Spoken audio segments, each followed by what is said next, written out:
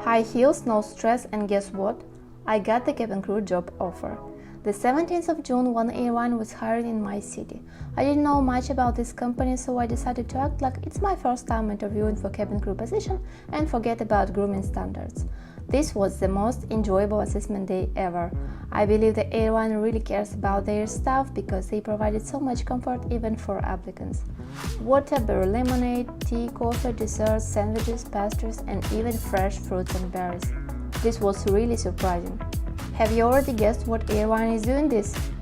It is Wizz Air. I will share the details of the recruitment process in another video which I am about to make soon, so subscribe to not miss it.